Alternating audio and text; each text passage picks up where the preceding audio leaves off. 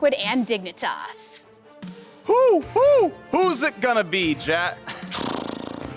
One of those two sound effects. Thank you. Sure. Yeah. All right, we're in there. Didn't know you'd take that one extra, but we're into picks and bets. I blame the Tigress for tossing me the owl. What's the tiger noise, freak?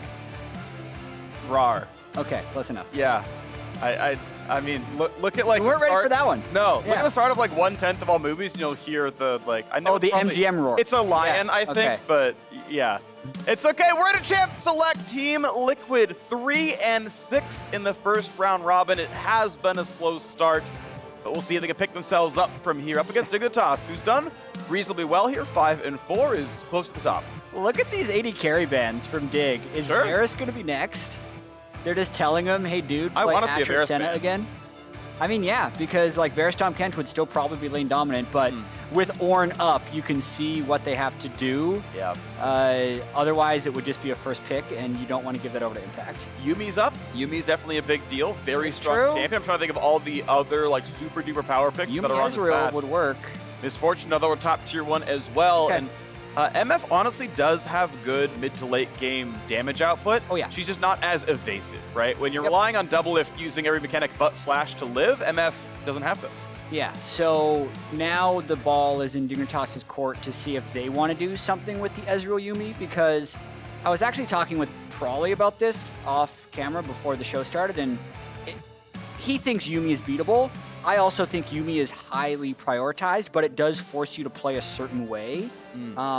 It is so good at scaling now, and you also have to be very good at Yumi. That's what a lot of people underestimate. Like we saw Golden Guardians play it this week where Keith didn't have a high amount of familiarity on the pick and didn't look good. And this could be a game where Yumi actually just doesn't go through because of how powerful both Varus and Misfortune will be, that a Yumi may not be able to survive. It'll be interesting though, because like if Right. Braum is locked, you can then pick Yumi against it. So course. we'll see what happens. Yeah, Tom Kench Varus, though can be reasonably aggressive, is not so all-in heavy that MF will lose the lane Yeah. outright. So Yumi, I think, would work in the matchup if he wants to play it. CoreJJ, a career, well, I say career support. For the last 4 years, has been a career support. Has played support for the entire lifetime of Yumi, so if he wants to play it, they definitely can. I think the comp fits as long as TL wants to go that way. But we'll see what else comes through. Sejuani's up, Elise. I mean, every single jungler you care about is available. Well, that's what happens when you have such high prioritization of bot lanes. Literally, we have double 80 carry bans in both bot lanes early locked, so... Yeah. 280 carries and 4 solo laners banned away. Ornn, Soraka, Mord, all the above. And Pantheon gets to come Okay. through as TL wants to grab set, challenges the option, and instant Pantheon. Instant set sit-ups on stage as well.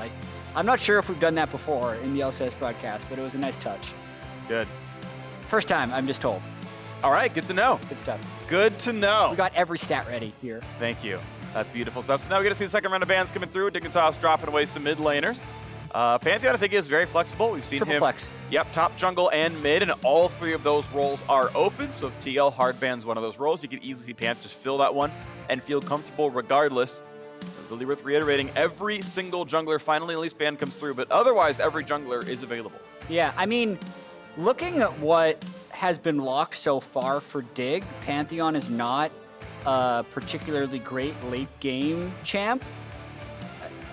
I kind of thought coming into this game that it was going to be a slow one, that it was Right. going to be fairly low kills. I mean, Team Liquid has the lowest combined kills per minute in the league, and that's one of the reasons for a lot of their losses. But they're also with strong laning mechanics. Like if they just want to generate wins, not necessarily think about much else, just pick better late game than the other team. Yeah. And with Pantheon already locked in, we'll see what ends up having to lane against it, because Team Liquid essentially has to kind of blind both lanes, or at least know that one of them might have to lane into Pantheon. But based off of this, like, give me a late game jungler and a late game mid laner for Team Liquid, and I think that would be their best draft. That could look really good for them. We'll see. I looked up some of the early laning stats as well for TL, comparing it to last year's summer split to this year so far. Doublelift laning phase, pretty similar. A bit less gold difference, but he's still top 3 across the LCS. Okay. Jensen was actually a negative gold difference player last split, and he's positive this year. Yeah, I've been thinking that Jensen has actually been playing really well. Right. And so for a lot of the key carry members, their early games are still fine. You actually look back at last year's Smithy, he was actually negative gold difference jungler as well. Now, he was doing better than Shuren and Broxah are so far this year. I give them the pass a little bit for now, but Liquid wasn't like smashing all the lanes. They were just doing fine in the early game and then had really good late game. This time around, TL, of course, at 3 and 6 aren't finding that late game position, so I kind of see your point about, hey, draft some better team fighting. Get yourself set up for the end game. Yeah, I think Braum Sejuani against the melee dive of Pantheon Jarvan. I think it could look pretty good as the dive is there, and we wait to see which lane the Pantheon really goes into. Worth pointing out, Dignitas are magic damage light. Makes me think that Pantheon is going top lane for Huni.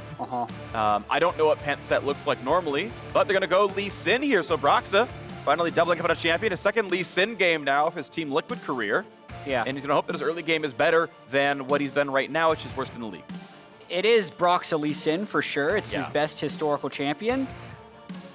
Also think there's a good reason to have a Sejuani for team comp reasons, but this is more about trying to keep up with early game Jarvan, with whatever type of early game power comes out from Pantheon. But it's gonna be dicey. Like the CC lock from a top lane Pantheon on a Lee Sin can be fatal.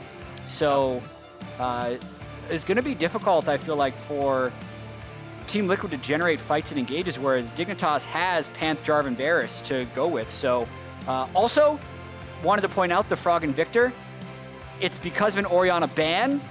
But he has 5 Orianna games, and I have this own like crusade to say I like Froggen's Victor more because all their games go late and it's more reliable late game damage. So good backup plan, Froggen. I like the Victor. Good backup plan for the Victor. You can see Dignitas go up to 6 wins. If they can take this one home, that'll look really good for them. They'll only be 1 game behind second place, which is FlyQuest. Of course, a lot of ground to make up against Cloud9. That's maybe not happening in the regular season, but you can certainly fight for standings now. Top 2 is nice. Top 4 gets you into the upper bracket in the spring playoffs, and that's a good start. Dignitas in striking distance of that. Team Liquid on the outside of playoffs right now. They do need to shape up. It's the second half of the split. They've got 9 games to play. Every team wants. They got to make up at least 2 games off the rest of the pack to get in there. And I can still foresee it happening if they pull things together. I chatted with Broxah really quickly before this game, and he's like, it obviously sucks to get thrown in this late into the split, but he's also like, I've had bad starts to the splits before. Literally just look at Fnatic last year when we started 1 and 5, and we were able to improve from there. So none of these players on Team Liquid lack having bad starts in their past, so all of them have pulled out of those bad starts. And this might not be the game where they do it, but I'm interested to find out. Let's find out right now. We're on to the Rift. Team Liquid fans, maybe never say never. These players should have the skills to get up there. Dignitas, though, have been a very pleasant spring split team so far, a winning record. And they could end this week 6 and 4, tied for 3rd. After playing Liquid the second time, as Huni is spotted out, but there's not a lot of crowd control on those champions, so they can still walk away. That was really close to actually being able to tag him with the Q over the wall, but no one had warded the Tri-Brush, so they didn't actually know Huni was in range to get hit by that Braum Q. Not much doing there, but that does mean Dig will be able to scout the red side jungle of TL. Something that has actually been working to Brox's detriment, and it looks like it's going to happen again this game, is it really does feel like all of his early games have just been on top of wards. Whether it's TL not blocking for him properly in the early game, or whether his jungle paths are getting scouted, doesn't really matter. It just matters that he's constantly seen. So it's one of the reasons his ganks haven't been working. Yeah, as I mentioned in the champ select, he's got some of the very, very worst early game jungle stats in the league. 7 out of 3 games, the first 2 were jet lag. Like, he gets part of the pass, but his gold differences, he's got 0 first bloods across his game so far. Like, it has not been a quick start for him. And a lot of the reason TL picked him up was, hey, you know, we want more aggression in the early game. We want more dominance. We want this to happen. And now that Brox's into his second week of the career, I want to start seeing that out of him. And everyone's going to have their own opinion on how much leash they're going to give Team Liquid in terms of success or failure. But I do think people are generally underestimating the difference between second week with the jungler versus second week with the jungler when everyone else is on week 6. The fact that if you would have been here at the start of the split, every team would have been coming together and building synergy. But Team Liquid is already behind the pace of that already. It's just made it additionally hard, but they're going for another gank on into the top side. 122 damage, ward hops in. Nice stun for Huni. Flash the Q. Yep, and he does so. I think Broxah, level 2, of course, didn't have the E for the slow, so it was just the Q versus the reflex play, and that is Huni able to dodge away. So, now that Huni is flashless, trying to play aggressive on Pantheon is going to be extra risky. Grig finishes his first 4 camps top side, and as you can see, running towards top. Try brush up for the top river as well. Doesn't have a spare ward to put down to help his teammate, and knows that Lee Sin isn't around. But yeah, Brox is on Gromp, right? He can do Wolves and still end up top side, so Lee Sin is always only 10 seconds away. Yeah. May see more action, and actually now with the Scry's Bloom popped, as these two trade, the junglers know where each other are. Grig was directly revealed, and the Scry's Bloom himself gave away where Broxah was. And Grig loses out probably both scuttles here, because Jensen was pushed up in the mid lane, so Broxah can take that, but the fact that they both met top lane means Broxah can very easily go scuttle to scuttle as Grig tries to clear Krugs. First scuttle actually doesn't have a massive amount of experience, so it's not this gargantuan lead, but it is a nice thing to be able to do as a jungler. And right now, Huni needs help pushing out top lane. They don't know if Broxah can make that brush or not, and so Huni is unwilling to fight for the wave until Grig is there. This kind of tells Impact that Grig has passed back to top side. Well, in a lot of cases. It is Huni, right? True. I'd say other top laners would only do this with their jungler. Well, he's there. Yeah, and Impact has to flash the flag, but weirdly enough, Huni's a guy who will just push in the wave if it's in a bad position, whether or not a jungler's there. Yeah. But Huni was weird. also AFKing the wave for the last 35 seconds while, like Grig went to Krugs and Huni's sitting there in that brush, like waiting for a jungler. 30 seconds later, he's like, thank you for finishing the half the Krug camp. Can we shove the wave in now? Yeah. They get a flash out of it, so I can't hate too much. It's worse, both flashless. Yeah. All right, so that came out there. You got kind of the half camp lead for Broxah as Grig wasn't able to finish the rest of Krugs. Huni needed him. I'm just not sure. Like, I really want to, at some point, spend time thinking about that interaction and like, should Grig have just shoved in the wave the first time, or was Broxah being top river making that too scary, where the 2-on-2 is bad, and you have to give up like a wave and wait till he leaves and pass somewhere else and then shove it in? I think early game reset is just too scary if you're a flashless Pantheon. That's my guess. Sure. It's also putting Grig in this situation where we talked during Grig's first game this week, actually, about how like there is these two different versions of Grig. There's the one where he is kind of a slave to his lanes and not doing his own thing, versus the one where Grig is able to go around and make aggressive calls. And like the top lane situation with him burning his early flash and making sure he stays top side, like it makes it so Grig can't do anything. He needs to be up there for the later protection of Pantheon, and both Scuttle Crabs just go over to Lee Sin. So at least at the start, it is advantage Broxah in what he's been able to do on the map. Well, a couple of resets come through. We do not. He had to burn his flash first, which means Impact's flash comes in later, so we might see aggression top lane a little bit down the line. Top lane farm is caught up after Huni recalls and comes back in, but it's going to slow push back toward Impact here. Overall farm lead is with the set. You can see a 300 gold lead on TL overall. Some of that mid lane. Otherwise, a little bit in top, with the rest of this wave waiting to be farmed as everything is pushed down, and Huni's going to feel comfortable at level 6. Might see him roam soon. Yeah. Could see an alt bot lane since his teleport is also available. I think Grig should stop. Okay, thank you. He Qs 3 of them. Auto the last one? Alright, fine. If you're going to recall anyway, just attack it once. I mean, really, right? It's 9 gold. There's been so much gold moved into the mini and medium Krugs that if you're going to do Krugs, you kind of want to stick around there. Good ward by Huni again. Broxah just spotted out. Yep. Very standard top lane ward. If you can ever get the push in and you're able to get down to the river, go ward Gromp, try to track the jungler. Smart by Brox. You can see he walks into top lane Tribush before recalling. Yeah. Says, okay, you saw me path top side. I probably recall here, but maybe I walk around to something else silly. Maybe I go for a lane gank. You never know for sure. It takes him a second, but it creates a little bit of uncertainty on the opposing side. You could see Johnsun there actually needed to teleport back to lane for the tempo. Doublelift had already been able to get off a good BF sword recall and had made it back in lane, so we'll have no teleport for a Rift Herald swap play. That's always the small victory you're going for if you're not taking a teleport bot laner, is to try and get that teleport out before the objective fights happen.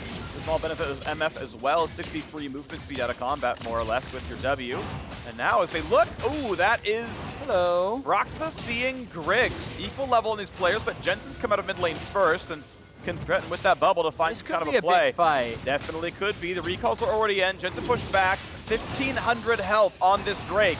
It's now hitting Broxah, switching back over. Spite fight gonna come in pretty soon, maybe. Johnsun is slowed.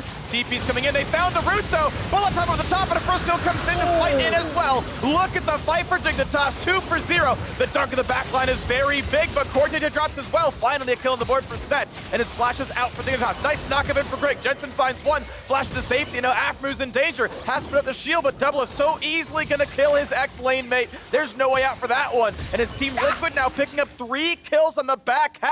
Lose the Drake, but grab an extra kill. So many flashes for the Zoe at the end of that fight, but yeah, we knew it was going to be a big fight.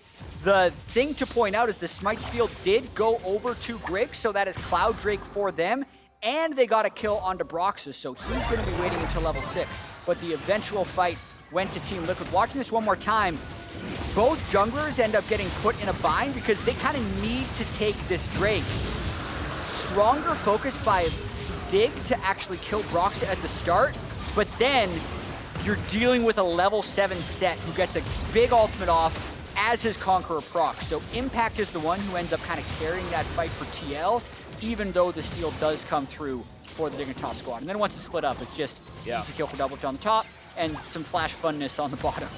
Yeah, pretty fun. They actually got the chase down, because I think it was started with 2 kills for Dig, and then the other ones came through. So TL cleaned those kills up in a 3v5. Nicely done by them to chase down. Froggen, wow, not the best record.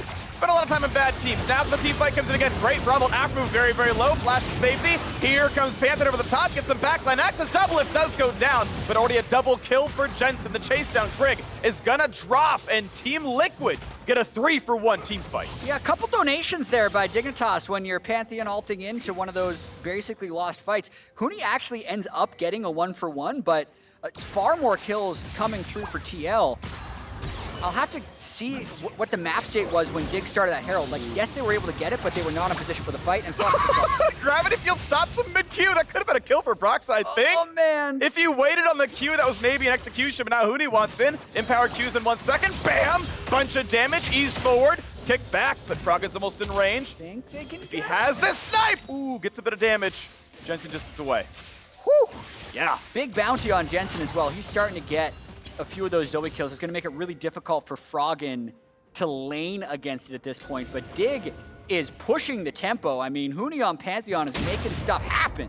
Impact, full HP under a turret. Really on hard a to dive a set. Well, he's going to try, though. Q, auto. Knock-up not going to found for Grig. But here comes 4 members as Varus pushes in the wave. Aphro can pull back whoever pulls aggro first. He's got W and R. Be This is so smart hard. about turret aggro. They warm up the turret for him. He ults in the back line, gets a bit of safety. Grig cannot get eaten. He's going after Zonia's that one. Huni's going to go down as well. Dignitas botch the dive horribly, as now Aphromoo is forced to run away, but he's slowed a little bit. Will Impact find the rest that they need? Shield comes in. Aphro has the gray health. Goes for the stun. Big damage coming in. When will he pull this? Has to do it now. Might be on cooldown.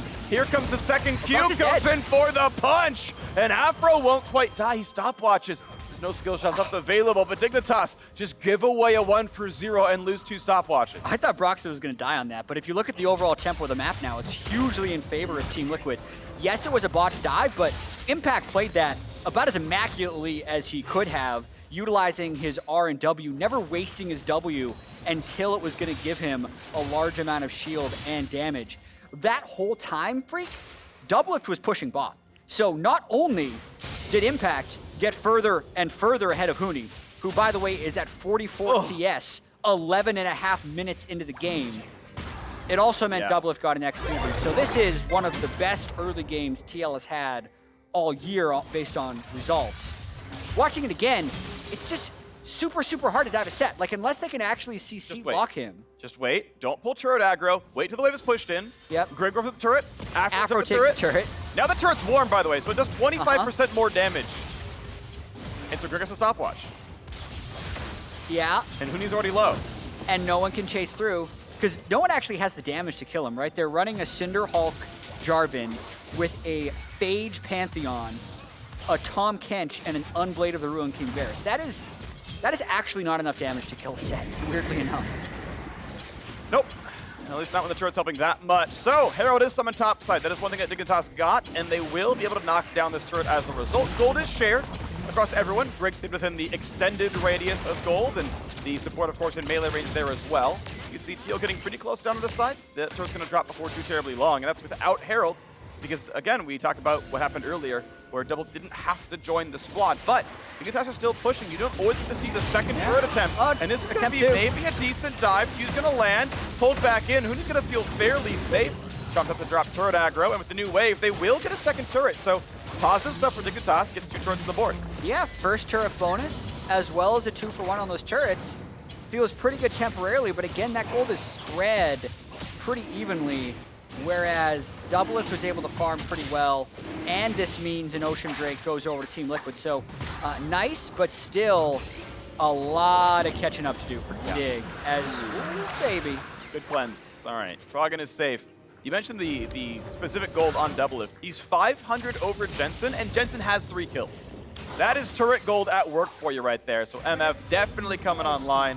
A lot of cash in her. 1,400 gold right now is enough for Berserker's Greaves, then almost Warhammer, so probably he's going to wait till he can finish that off. And then, actually, just pickaxe. He's going towards IE next item, and now Jensen going to take a bit of a slow. Decent damage out from Froggen. He'll live through this, but pretty good trade. I mean, Froggen's doing Victor things this game. He is. It's just this weird mismatch of the way the game is playing out, where Huni and Grig are flying around trying to fight all the time, and Froggen's like, hey guys, I'm Victor, let me wave clear and farm. And then team fight late. Yeah. And his mistakes have definitely cost Dignitas there. I can't fault them for the Drake fight. I think that was fairly smart. Like, okay, they ended up going down a kill, but that's okay. They got first blood gold. They got a Drake out of it. Seems all right. It's the top side that really went badly for them. Yeah. On, I think, what was the back half of a Herald play or something like that. Yeah, we've seen a few teams try different answers to Set, because obviously Set was the first Soul laner locked in. You could surmise that it was going top. It's basically only TSM who has flexed it into the jungle position so far this year. So we've seen Cassio's in Academy. We saw Vladimir yesterday. We've seen some Kale. Pantheon seems like one of the worst so far. I agree. Because you're not winning any of your all-ins, because it's Set. Yep. And you're not poking him out. You're not outscaling and you're not outranging. So you're trying the more I think about it, the worse it becomes. Yeah. So here's my opinion on why it could be good. Yeah. I assume Dignitas and the players and analysts have brains. Is that it's meant to just shove then roam. It's meant to be like, hey, sure, I'm just gonna leave and I'm gonna join this gank with this Jarvan, and we're just gonna go kill Zoe constantly. We're all just gonna chain gank Froggen, and it's gonna be great. Unfortunately, that did not happen. But I can see like that being the logic, right? Sure. Well, we're just gonna win around ult cooldowns. Yeah. We're just gonna go alt bot. We're gonna go fight it mid. Yeah. I mean, there is also a reason that Pantheon was 100% permabanned at the World Championship in 2019. Yeah. It's been nerfed since then, but the early game flexibility and proactivity can be very good. But oh my goodness, is Huni behind in this game? He's really the same level as CoreJJ. Ouch. Yeah, same as his support as well. 8's down there. 2? Okay, he just got to 9. Okay. He's only 2 behind Impact, but that is a lot of levels at 50 minutes in the game, as the top lane is now under fire as well. They won't quite dive this. He was nearly stunned out. Q's a few minions down, but you can see this turret is on its last little legs. Jensen has to be a little careful mid, because it is 1v3 as Impact is off pushing away. Maybe Dig is looking to force something. And ultimately, nothing really picked up. Weirdly enough, Freak, Pantheon's a pretty good support. Great. He has good gank assist, and the utility of 3 seconds of directional invulnerability makes it so you don't necessarily need high income to be able to buy space in team fights. Right. So not a bad solo queue pick. I don't know if we'll end up seeing it in Pro. Huni will need to try and find effectiveness with a low-income Pantheon in this game. Yeah, it's a shame that he has all those attack damage ratios where you really want money to be a damage. Yeah, true. I feel like I see your point. I'm going to posit that I'd rather have an Alistar than a auto-filled Pantheon support. Because let's be real, I feel like if you want to win, maybe I'm wrong, right? And he's actually like a 70% winning support and everyone should play him all the time. But I feel like if you're filling the role of a tank and Alistar exists, play Alistar. Can Alistar ult from bot to mid? He can ult and then walk to mid. It's not good. I see your point. I do see your point. There is stuff there. Very rarely have I seen a lot of these supports actually transition and do well Yeah. TF support, Irelia support we saw in the LCK once. Okay. Just ends up not quite. Pant is definitely better than both of those. Okay, that's good. All right, well, I'll take it back for now. Nice one! Woo! There's the Broxah Lee Sin. That's Sejuani can't do that. No, she can't. That was awesome. Broxah single-handedly takes down a champion. That's going to be mid lane cracked wide open for TL. He also had the Rift Herald, right? So he did the control ward jump. Yeah. Then he had to place this, and they're taking 2. They're getting 2 for sure, and ooh, they almost found some more kills. The Drowsy, it's only a minion. You can see Team Liquid completely taking over. Almost a 4,000 gold lead. Actually, more than. 18 minutes in, this is an absolutely massive lead. Maybe their single highest of the season so far. This is the Liquid that people expected when they came into the year. Yeah, I mean, maybe the FlyQuest game had a higher goal difference because their Rift Herald play went extremely well there, but that's true. There haven't been that many good early games by TL Freak. I think a lot of this one does come down to like winning the team fights when they happen. We might end up seeing more here as they're going for mid priority while Infernal Drake is up. It's kind of hard for actually TL to force things unless Broxah makes another one of those kicks. A lot of it is like waiting to see if Grig and Huni ult in. So what we may end up seeing in this game, Freak, unless Huni and Grig really feel like they have to fight, is 10 more minutes of Drakes. Yeah. Because that's the timer for TL to get Infernal. But chat, this is Huni and Grig. Of course they feel like they have to fight. They might. So we may see it happen all the same. Here comes an attempt. Sleep is there, but with the barrier in the way, Jensen can't get in range. There is the Infernal grabbed up. 10 minutes. Mark your calendars. 19 into the game. At 29 and a couple of seconds, Team Liquid can have the Infernal Soul. We'll see if it takes that long.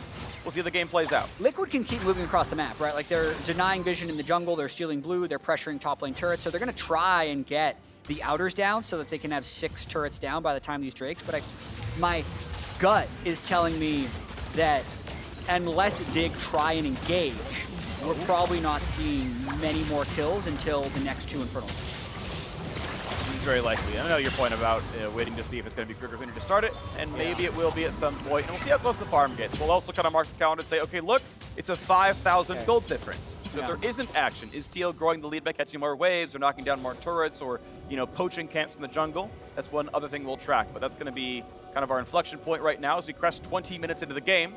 Does it go bigger or smaller than 5,000 gold as we move towards Baron spawning and that 3rd and 4th Infernal Drake? Yep, make sure you also tune into Monday Night League Lounge or Bud Light League Lounge after Monday Night League tonight.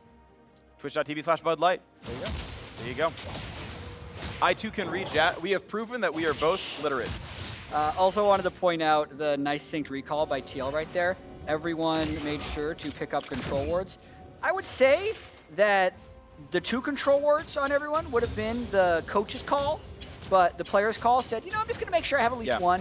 And I want to point out, the rest of my gold. Most of them have like 500 gold in inventory. Yep, they definitely could have done it. Yeah. So unless they like sneakily already put one down and like showing off with their ability to ward and buy wards, I feel like they're just holding them, you know? I mean, I've definitely been guilty of that in games that I'm winning by a lot. Yeah. I'm like 6K up and I go back to base and I say, do I really need to have that extra control ward or can I save up for my Leandries? Yeah. And usually it's the Leandries. I understand. You play a Mumu. I get it. Yeah. Doublelift is working on the Hex Drinker, so I think. Could be QSS. Yeah, it might be just QSS. Don't hit it for Varus, right? It's one of the few ways you die is Pantheon W's you or Varus ults you, and you're like, okay, I have a barometer on the top 10. Yeah, it's definitely QSS. Seems likely. TL trying to get that vision, and this could be the fight. Huni wanted to fight. He finds CoreJJ, gets a stun, gets some damage. Ult comes off. Shield comes down as well. Bullet time pushes back Johnsun, and his double 2 supports. Hit support. Boy. There's the slam. Huni stop blocked by a couple of seconds, but impact is there. Move over. And the kick as well. Might find some more kills. Johnson's dead now as well. It's a 2 for 0. Make it a 3rd. A double kill for Doublelift as now Grig is running away. And you know what? It took about 2 minutes for who to decide, I want to fight. Yeah. And it went really badly. Hey, the other team's taking control of our jungle. We got to stop them, boys. I mean, ultimately, TL was going to pressure Baron with all their control wards, but now they just kind of get the Baron because that fight was not going to work. They saw the slight split-up opportunity, but they really just did not have the item thresholds. Jensen zoning out Grig now as the rest of the team take Baron. I mean, they focused the stone plate drop. Of all partners to pick, it is, I think, literally the worst possible one. Nice pickup for Jensen. Now, I will say that Team Liquid did leave Dignitas' jungle. They pushed him out of the jungle and said, hey, go take Baron instead. So, you know, it gave time to farm chickens, maybe some Krugs. So, silver lining for Dignitas, I think. Yeah. They're now down 8,000 gold. It looks like Team Liquid is having one of their better games. So this is more, as you mentioned earlier, the type of Team Liquid we expected to see. Dig is also having a fairly rough game, because you can see here, like, Huni was hoping to get on Doublelift, wasn't in range. CoreJJ was the target that presented itself, but they ended up burning so many cooldowns there, and then very good timing by Impact, knowing that the Eon Pantheon was down and that he would be unable to escape once they go there. The second great kick of the game by Broxah right there as well to get the kill onto Johnsun. And then at that point, there is just no damage left on Dig, and they can chase down the rest of the kills. The calls, okay, don't chase, don't dive their inhibitors. Just go ahead and take down the Baron. They get that one, no problem. The gold lead is now almost 8,000. It took us 3 minutes to get to this point. Dignitas opted into a fight. Maybe their hand was forced because Baron is being set up. But regardless, a 3-0 plus Baron means Team Liquid is even farther and farther and farther ahead. Doublelift and Froggen, MVPs of damage that fight. Sadly for Johnsun, couldn't do a whole lot after being kicked back by Broxah. Jensen working on the one-shot build. He's got the Medjais and the Lichbane potentially on the way. Having a very potent Zoe game. Yeah. Interesting here how they are pushed top. Trying to maximize this Baron power play with a minute 30 left because Infernal is up, so they are delaying their potential Infernal Soul. Maybe looking to win here if they can get the right type of pick. Sleep comes in. Huni, though, going to tank the paddle start. Nicely done on that side, at least. But the siege can continue pretty easily as mid lane is now reinforced. Broxah shows up. They're not going to send too many of TL there as Dignitas were already in there to knock down the wave. As you mentioned, Infernal's alive. We'll see when TL wants to go for that one. Yeah, a lot of times teams will like sneak one person down to Infernal, so it seems like you're still threatening with enough teams and you're kind of chipping the turrets, but it looks like TL is feeling fairly confident. They're having a hard time syncing these waves to hit at the same time. Like there's no cannon up top lane while the cannon hits mid. I'm not getting a huge amount of damage down. Mid down to half HP. TL definitely playing it very slowly, very pokey here. They do miss 3 flash from the squad. Only Jensen and Core can get away from a hard engage. That is what Dignitas wants to do here as Core takes some damage. But he's still going to stay reasonably safe. Grig at half health, though, just tanks a Battlestar. Yeah, it looks like they just want to break this turret and then maybe turn for Infernal. This turret's definitely gone. That was going to knock down. Inhibitor's going to be pretty much a freebie then at that point. Team Liquid still staying to knock down some minions. Huni gets some damage on impact, but again, that set is very tanky and walks away safely. Mid and Higgins is cracked. Broxah shepherded in the bottom lane. That's going to be coming in pretty soon here as well as TL simply push forward, knock down minions, and try to push back Dignitas. Still, the Baron is timed out, and now that it's gone, looks like they've maximized their push efforts and have gone to the Drake. Yeah, so reasonably effective Baron power play. The 5,000 gold we talked about 6 minutes ago has now grown to 9. So a pretty effective game from TL so far. There's no need to close out really quickly. There's definitely the off factor when a team can take a 9,000 gold lead or a Baron to end, but as long as they're stacking up towards an eventual Dragon Soul, and when you look at these team compositions, like the set MF Zoe scale well enough against the Varus Victor. The fear would be a really late game Victor, just kind of like one-hitting the Lee Sin every time he pops in, but for now, Team Liquid doesn't have a need to rush. Yeah, and I think it's interesting. I kind of want to spend a couple seconds thinking about the Team Liquid shot calling there because it's, okay, we're not playing aggressively. Like, don't give them the chance at a pick into taking a Drake. We're going to maximize our Baron time with sieging. Only once Baron is gone, then we'll go back to Drake. Sure, the Drake kill was delayed by about a minute and a half. That's not a game-breaking issue. As you mentioned, the scaling difference is not very large. You can wait a minute and a half for a Baron, for a soul, right? Not a huge difference. But hey, let's make sure we get 1 or 2 extra waves of siege with Baron. Yeah, that seems worthwhile. Yeah, because to be fair, like Team Liquid doesn't have good initiation with the composition. So them actually breaking the base is pretty difficult from a setup position. So you need those Baron siege minis to do everything they can because they only last for so long. So I don't hate what TL did there. one of the nice things, or I guess I should say interesting things, you're allowed to have your own take, about 2020 League of Legends, where there's actually a lot of power in neutral objectives, right? It's less and less of the game is about direct sieging with champion power, and it can be, well, it's Baron setup, or it's 20 minutes of Drake control, and maybe then the Elder afterwards if it needs to happen, but yeah, they can control the middle of the map and keep their opponents at bay, and that way it can work as well. Huni comes in for a stun on a CoreJJ, doesn't get a whole lot done. Now Grig wants in, finds a knockup, but again, it's on the tank support. They accomplish nothing and lose half their health bars. Bullet time comes down. Yep. Did clear the wave though, so they will probably be able to get their health back before deciding to contest this next one or not.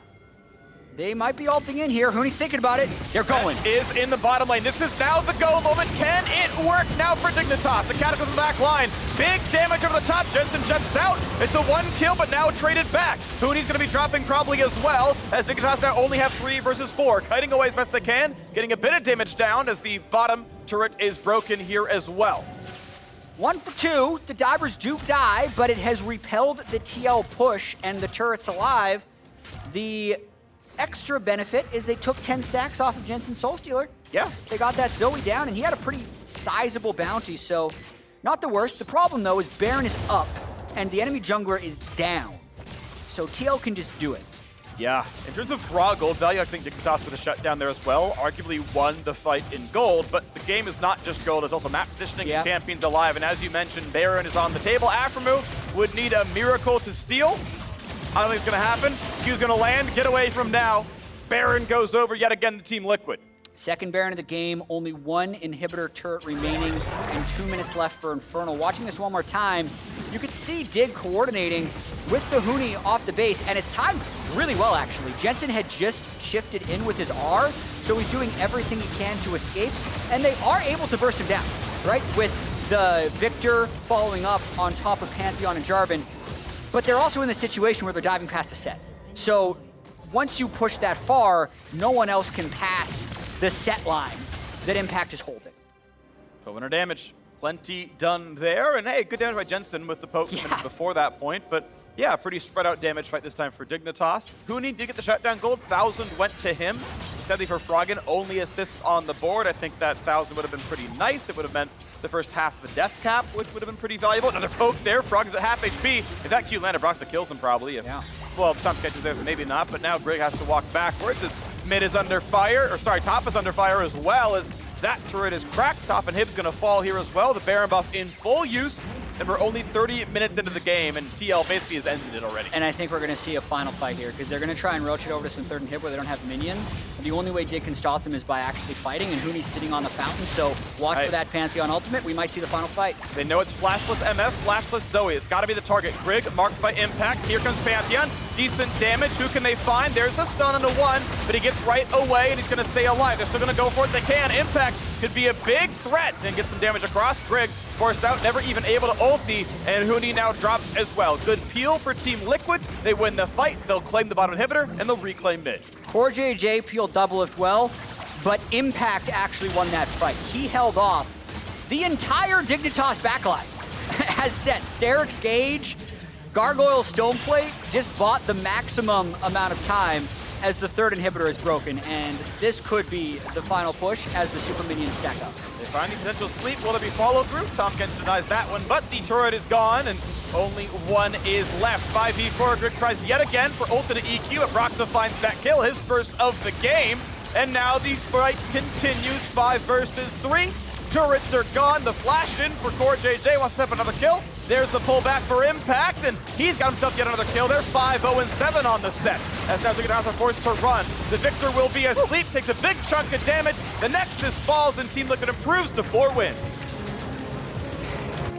And there's a big sigh of relief from Broxah after that game. Says, finally, we're not going 0-2 in this week and moving closer to the playoff picture, because that's ultimately all Team Liquid need to do. They need to make it into playoffs. This team has won 4 consecutive LCS titles. It is uncharted territory for them to be 3-6 at the start of the year, but wins like this need to be built upon for Team Liquid. Moving to 4-6, handily beating Dignitas, a team that is above them in the standings, was 5-4, now 5-5. So there were definitely moments in that game